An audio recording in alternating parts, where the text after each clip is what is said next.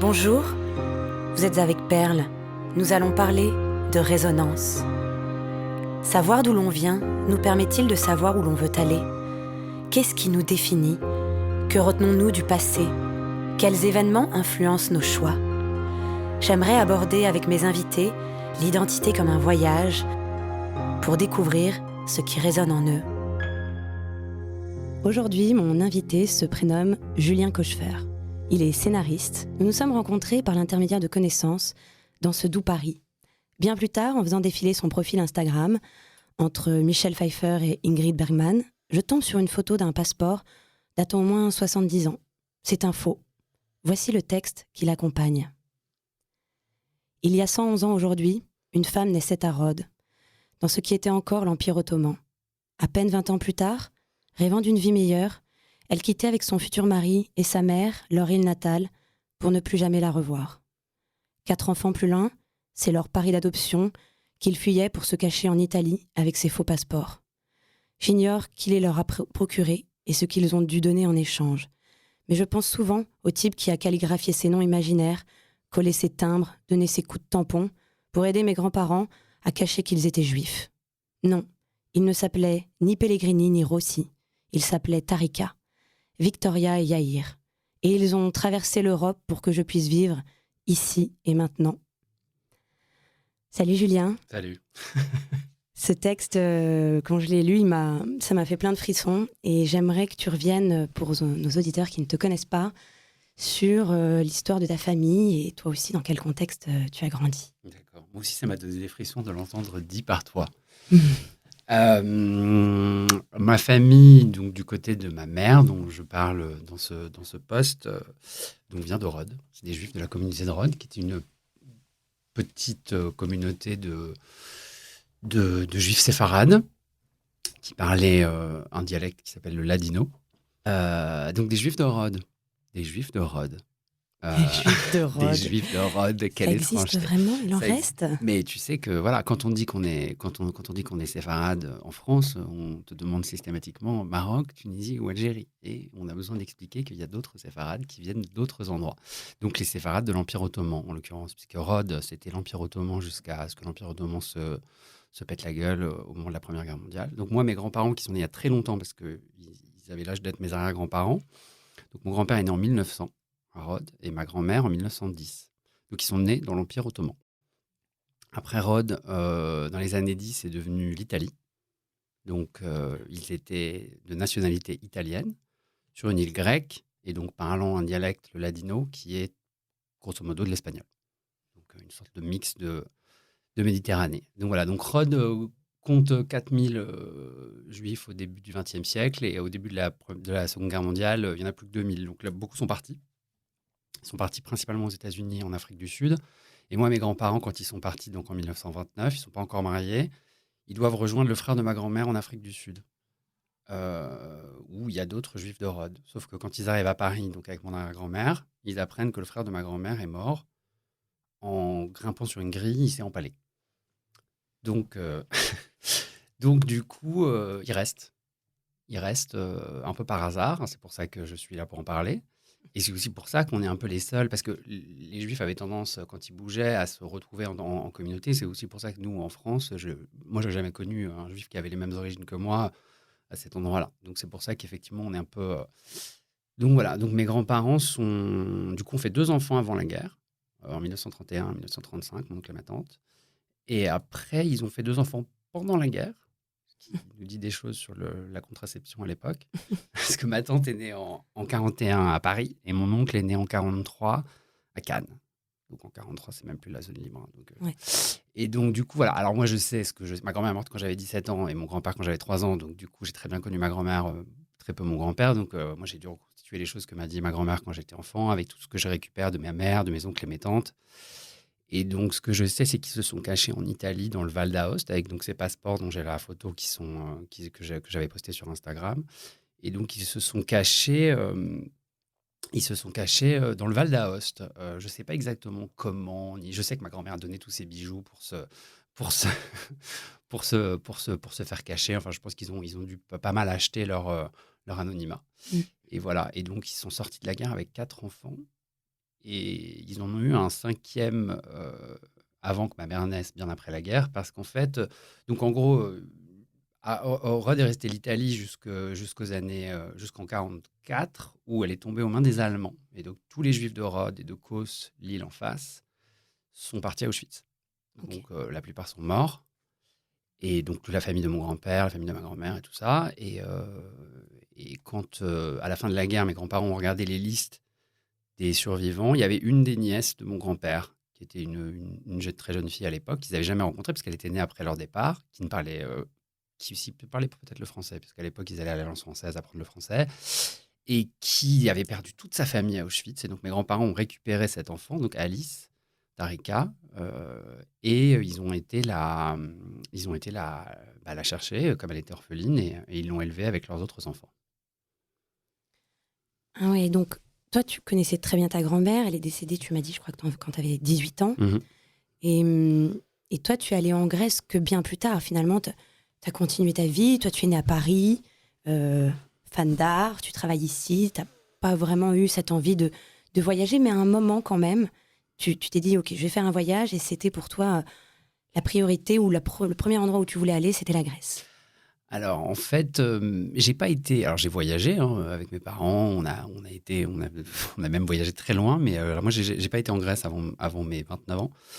Euh, et, euh, et je sais pas exactement. Mes grands-parents n'y sont jamais retournés. Ils sont partis en maintenant, ils sont jamais retournés. Après, je pense que les gens de cette génération-là n'avaient pas particulièrement envie de se replonger. Puis, tout le monde était mort. Donc, pour eux, probablement, c'était un cimetière. C'est-à-dire, ils n'auraient rien retrouvé. Donc voilà. Et la génération de mes parents, de nos parents, j'ai pas l'impression a eu tellement ce besoin d'aller voir. Moi, mes parents m'ont pas du tout. Ma mère avait pas du tout le désir d'aller sur le lieu de naissance de ses parents, en tout cas à l'époque. Donc j'ai pas naturellement, étant pas moi un grand aventurier ou ce que tu veux. Enfin, je me suis pas dit tiens, c'est ce qu'il faut faire. Et puis, et après, bon voilà, moi, ma grand-mère, j'étais très, très, très proche d'elle. J'étais le dernier de ses petits-enfants, donc on a été extrêmement proches. Et c'est quelqu'un qui a toujours, voilà, qui reste à l'intérieur de moi depuis toujours. Et je me souviens, j'étais avec mon copain de l'époque qui m'a dit tiens, est-ce qu'on allait en Grèce cet été? Et là, je sais pas pourquoi je lui ai dit écoute, moi, le premier endroit où j'irai en Grèce, ce sera Rhodes. Je ne mettrai pas les pieds en Grèce avant d'être allé à Rhodes. Et c'est sorti un peu comme ça. Et du coup, on est parti. On a commencé par la Turquie. Et il faut savoir que moi, à l'époque, je ne sais rien sur Rhodes. C'est-à-dire, je sais que je suis un juif de Rhodes, mais pour moi, Rhodes, c'est la Grèce, donc on est des juifs grecs. Donc, je sais même pas à quoi ça ressemble, je sais même pas, je n'ai aucune idée de ce que je vais trouver, puisque personne de ma famille n'y a été. C'était donc il y a plus d'une dizaine d'années, on n'avait pas exactement le même rapport à Internet, tu sais, tu checkais pas tout avant de partir Ouais. et tout. Donc, vraiment, j'y suis allé, mais complètement sans savoir rien du tout. Et du coup, on est parti, il se trouve qu'on a décidé d'aller d'abord à Istanbul. Donc, on a commencé par la Turquie, ce qui est quelque part après a eu de la logique, puisque j'ai appris que grec, du coup, était ottomane. Du coup, on a commencé par la Turquie. Et comme j'aime pas prendre l'avion enfin, le moins possible, on a pris un quart de nuit de Istanbul jusqu'à Marmaris, parce que Rhodes est vraiment collé à la Turquie. Et on a pris un ferry pour arriver à Rhodes. Donc, je suis arrivé à Rhodes en bateau, à l'aube. Et, et donc, je ne savais pas ce que j'allais y trouver. Alors, donc, quand on connaît Rhodes, on sait qu'il y a une ville ancienne de croisée, donc une ville fortifiée.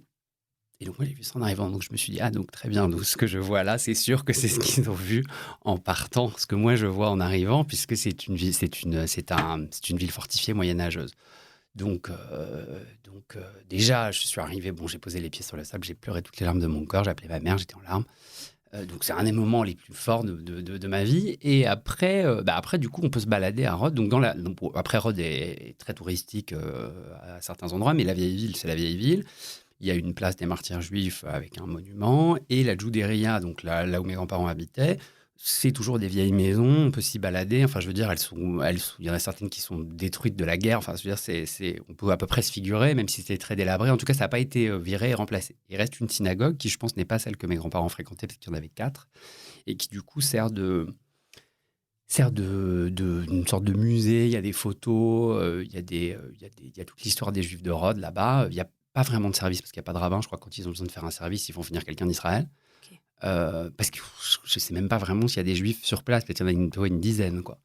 Donc voilà. Mais du coup, voilà. Donc moi, en arrivant, je suis le premier de ma famille qui débarque là-bas et c'est particulier parce que moi, la famille de mon père sont ashkénazes, et quand tu es ashkénaze, disons que moi, ce que ma grand-mère me cuisinait quand j'étais gamin, si tu veux, si tu vas rue des Rosiers ou à New York, tu peux manger la même chose, grosso modo. Donc, tu sais exactement d'où vient cette culture. Moi, ma grand-mère de Rhodes, elle me cuisinait des plats qui n'existent nulle part ailleurs, si tu veux. Donc, du coup, je savais pas du tout. Je savais même pas si ce que je bouffais, c'était les spécialités d'autant que ma grand-mère qui a bossé toute sa vie a vraiment insisté sur le fait, moi je n'ai jamais mis les pieds dans une cuisine avant que ma mère meure, donc disait-elle. Donc je me disais, est-ce que c'est des trucs qu'elle invente, est-ce que c'est des bouts de recettes de l'époque, ou est-ce que c'est des trucs de là-bas? Et donc quand je suis arrivé à Rhodes, je suis arrivé dans cette synagogue, il y avait un bouquin de cuisine qui était un truc tu sais, auto-édité, fait par un juif de Rhodes aux États-Unis, et tout ce que j'ai mangé dans ma vie, toute mon enfance, était dans ce livre.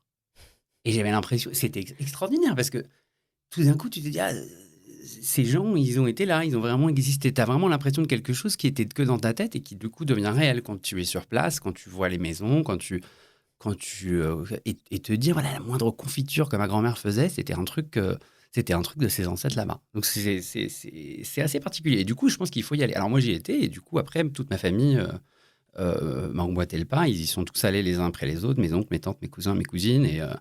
Et je pense que c'est génial parce qu'on peut connecter et découvrir plein de choses sur soi-même, quoi. Euh, c'est vrai que tu m'avais parlé aussi de. J'avais beaucoup aimé quand tu m'as dit le discours que tu as dû préparer pour faire ta bar mitzvah. C'est vrai que c'est un peu un moment. Donc, la bar mitzvah, c'est un rituel qu'on fait vers l'âge de 12 ans et c'est un rituel pour passer à l'âge adulte. Et donc, on te dit qu'à ce moment-là, tu vas devenir responsable, tu vas avoir des responsabilités, tout ça. Et donc, tu dois écrire un petit discours que tu dois présenter devant une assemblée. Et, euh, et j'aimais bien ce que tu m'avais dit. Est-ce que tu pourrais nous le redire? Mon père est quelqu'un qui est, comme tout Ashkénaze, qui se respecte, obsédé par le judaïsme sous toutes ses formes. Il a lu tous les livres. J'ai une bibliothèque de juiverie sans aucune limite. Et mais par contre, il n'est pas du tout religieux. D'ailleurs, au moment de la bar mitzvah, mes parents se sont posé la question. Mon père n'était pas sûr qu'il ait envie que je fasse ma bar mitzvah. Et du coup, il s'est posé la question effectivement de ce discours. Et je me souviens, on était allongés sur la plage avec mes parents. On était en vacances et on cherchait. Mes parents m'ont aidé à écrire ce discours. Et c'était bon, bah, qu'est-ce que c'est mon rapport au judaïsme? Qu'est-ce que ça veut dire? Et qu'est-ce que ça veut dire surtout quand on n'est pas religieux, quand on n'est pas croyant? Et ça, c'est quelque chose qu'on passe notre vie un petit peu à expliquer aux gens qui ne sont pas juifs, parce que c'est très compliqué à comprendre le rapport du judaïsme de quelqu'un qui n'est pas croyant. Est-ce que c'est ethnique? Est-ce que pour moi, c'est, je dirais, culturel. Et c'est pour ça qu'effectivement, la question de la nourriture, et bon, parce que j'avais 13 ans aussi, et qu'à 13 ans, ce qui me frappait le plus, c'est que tu manges, tout d'un coup, ça te semble normal, et puis après, tu vas dans le monde réel, et bah, tu te rends compte que non, toi, tu n'es pas exactement comme les autres, donc culturellement, tu es un petit peu à part, et donc ça t'apprend que plus tard, le monde va te rejeter.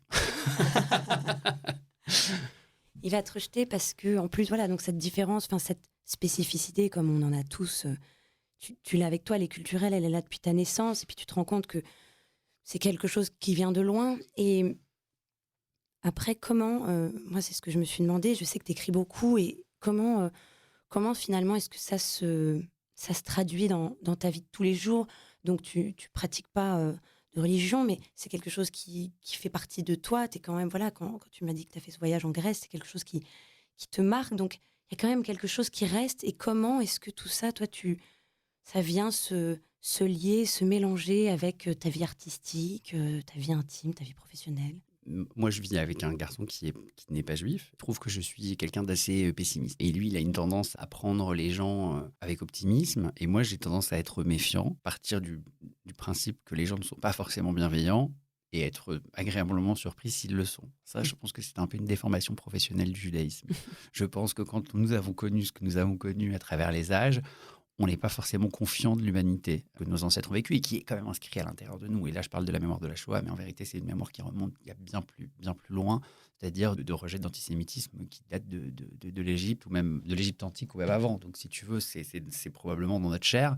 Donc évidemment qu'on est méfiant, qu'on a une vision de l'humanité qui est parfois assez noire. C'est pour ça qu'on a un humour un peu rigolo, parce qu'il faut survivre. C'est une façon différente de regarder le monde. C'est-à-dire, être juif, c'est une façon différente de regarder le monde. On n'a pas la même histoire. Après, je pense que tu as un rapport à ton pays qui est différent. Ça, c'est un truc d'enfant d'immigrés aussi, mais de savoir que quelque part, tu es quelque part, euh, mais que tu n'es pas là depuis longtemps. Que t'es. Je te donne un autre exemple. quand j'étais en école de cinéma, il y a une fille qui m'a dit: «C'est quelle origine ton nom de famille?» Mon nom de famille, c'est Cochefer. Je lui ai dit: «C'est juif polonais». Elle m'a dit: «Ah, j'ai un ami qui est polonais». Je lui ai dit: «Bah, super, mais je suis pas polonais». Et elle m'a dit: «Bah, c'est pareil». Je lui ai dit: «Alors non, si j'en crois mon grand-père, Chaim, donc le père de mon père, appelé Henri en France, les Polonais, c'était des types qui, quand mon grand-père se baignait dans un lac avec son cousin, disaient: "Ah, regardez des petits juifs, venez, on va les tuer." Et leur couraient après avec des fourches. Donc, suis-je polonais? Non, je ne suis pas polonais. Mes grands-parents, ils étaient dans un shtetl, ils parlaient yiddish. Ils ne sont pas arrivés en France en tant que polonais. Donc voilà, ça c'est particulier, puisque quelque part, une fois encore, on ne peut pas dire, moi je suis un descendant de polonais, ou comme je vous l'ai dit, de grec, de turc, de machin, de truc. Non, on est un descendant de juif. Donc c'est ça ton origine. C'est pour ça que c'est pas toujours connecté au pays. Là aujourd'hui, nous on est français, on est citoyens, on vit, on est intégré au pays dans lequel on vit. Mais les gens je veux dire, il y a 100 ans, c'était pas forcément le cas. Donc on est face à des gens qui ne parlent pas la même langue, qui ne font pas la même bouffe, qui sont culturellement différents. Donc effectivement, je peux pas dire que je suis ni un Polonais, ni un Grec, ni un Turc. Je suis un Juif. Et quand tu écris, qu'est-ce qui t'a donné déjà envie d'écrire, quelles sont peut-être tes références, genre comment est-ce que tout ça se bouscule quand tu crées? Qu'est-ce qui m'a donné envie d'écrire? Bonne question. J'aimais bien les films parce que mon père m'a montré beaucoup de films quand j'étais enfant. C'était un truc qui était inscrit dans la culture de ma famille, de regarder des films. Donc, c'est les trucs. J'aimais bien regarder des films. Donc, un jour, quand je me suis posé la question de ce que j'allais faire, je me suis dit, bah, qu'est-ce que j'aime bien? J'aime bien les films. Bah, j'aimerais bien en faire. Donc, ça, c'est le premier truc. Après, les histoires. J'aimais bien les histoires. C'est vrai que j'ai passé mon enfance avec ma grand-mère qui me racontait ces histoires du passé, voilà, de terres lointaines, de guerre, quand la police est venue chercher ton grand-père, je l'ai caché dans le placard et j'ai pleuré, je me suis roulé par terre en disant: «Ah, bon mari, vous me l'avez emmené, machin». Tout ça. Ma grand-mère qui me racontait ces histoires, oui, je trouvais ça, probablement, ça a formé un goût pour les histoires. Je me souviens que beaucoup de mes cousins, mes oncles et tantes disaient: «Ah là là, Julien, il aime passer du temps avec mamie, qui lui raconte ses histoires, ses vieilles histoires, alors que ça fait chier tout le monde». Moi, j'étais là: «Mais c'est tellement les meilleures histoires du monde, c'est les meilleures histoires qui existent». Donc, et tous les jours, je regrette que ma grand-mère soit morte quand j'avais 18 ans, parce que j'aurais aimé lui poser 1 million de questions aujourd'hui. Elle aurait été tellement contente de me les raconter. Et donc voilà, l'envie d'écrire, elle vient de là. Après, je ne sais pas exactement comment ça se... Je pense qu'il y a une timidité aussi quand tu écris des histoires en France, à comment introduire le judaïsme dans ton... Tu te poses toujours la question: tiens, mon personnage, est-ce qu'il va être... moi, je suis juif et gay, donc tu te dis: tiens, est-ce que mon personnage va être gay? Est-ce que mon personnage va être juif? Est-ce qu'en rendant mon personnage juif, je me coupe d'une partie du public qui va y voir un film ethnique, un film... Tu vois ce que je veux dire? Ça, c'est toujours une question que tu te poses. Et souvent, d'ailleurs, un personnage juif dans un film, et c'est un film sur le judaïsme. C'est un film où, tu vois ce que je veux dire, ça va être un obstacle, ça va être quelque chose. C'est très rarement quelque chose qui est posé là. J'ai vu ça l'année dernière dans un film qui s'appelle Les enfants des autres de Rebecca Zlotowski, où le personnage principal est juif, j'imagine parce que Rebecca Zlotowski l'est et qu'elle a voulu mettre d'elle dans son personnage, mais c'est pas du tout un incident au script. Et j'ai trouvé que ça assez beau parce que je trouvais que ça donnait de la texture à une histoire et que ce personnage, tout d'un coup, il était inscrit dans un monde réel que je reconnaissais. Et d'ailleurs, elle est en couple avec un musulman joué par Roche Dizem dans le film.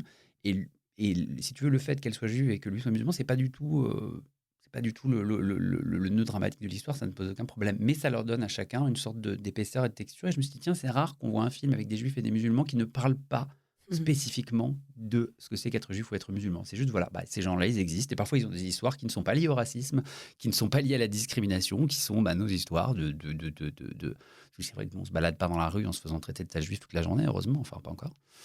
Non, mais c'est vrai, c'est-à-dire finalement, on est tellement de choses. Il y a des moments, certaines parties de nous prennent le devant en fonction de ce qui se passe dans la journée, en fonction de ce qui se passe dans un contexte plus large, historique. Ça dépend de nos moments de vie.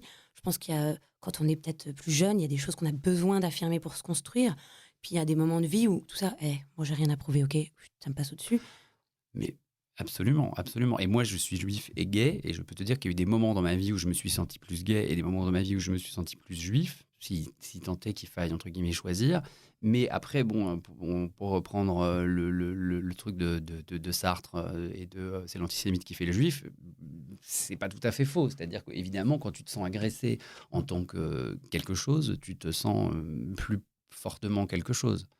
Et moi, je me souviens, il y a 10 ans, quand on votait le mariage pour tous en France, je me sentais très gay. Et moi qui ne m'étais pas forcément senti très militant, tout d'un coup, c'est remonté en moi. Là, depuis un mois et demi, bien sûr que depuis ce qui s'est passé en Israël le 7 octobre, je me sens très juif et je me sens très, très agressé en tant que juif, donc peut-être plus juif que d'habitude et de façon plus affirmée.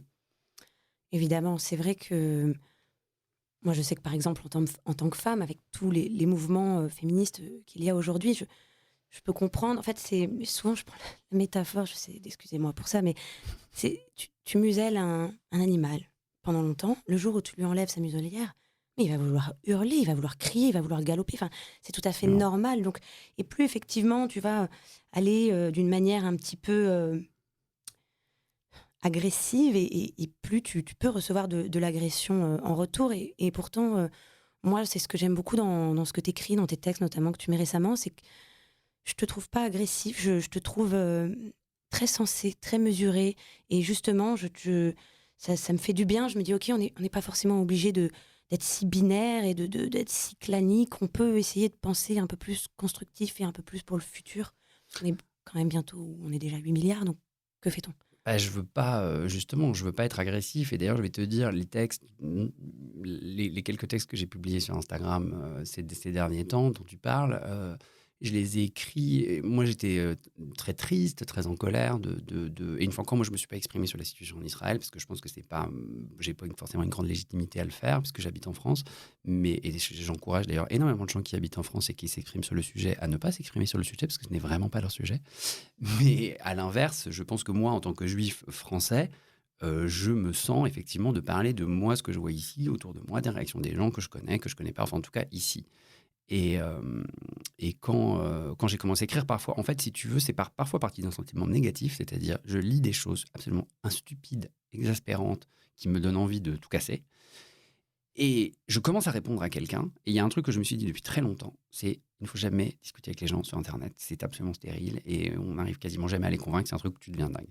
Donc, je commence à répondre à quelqu'un en disant « Mais c'est pas possible, comment tu peux écrire un truc pareil ?» Et tout d'un coup, je me dis « Non, Julien, tu te calmes, tu redescends. » Et au lieu de répondre à une personne spécifiquement avec qui tu vas t'engueuler dans un débat stérile, tu vas écrire quelque chose sur ton ressenti de manière générale. Et ce qui est, d'abord, moi, me fait du bien parce que tu me dis c'est structuré, mais moi en fait ça me permet vraiment de structurer ma pensée parce que je suis énervé. Du coup, une fois que j'ai structuré ma pensée et que j'ai sorti le texte, je me sens beaucoup mieux.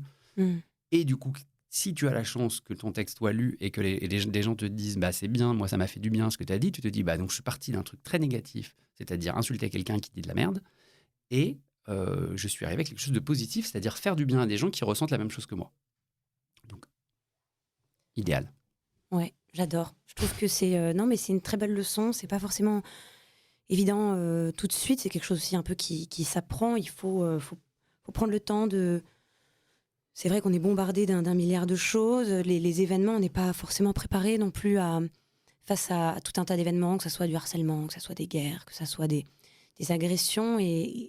Et qu'est-ce qu'on peut faire à ce moment-là? Moi, je vous recommande à tous d'écrire, de méditer, de penser, de discuter, d'appeler vos proches, vos familles, de prendre un temps sur son canapé et pour essayer de s'apaiser et d'avoir des paroles constructives. C'est vraiment ça, je pense, qui est super important. Je vous remercie à tous de nous avoir écoutés. C'était Julien Kochfer qui était avec nous et je vous dis à bientôt.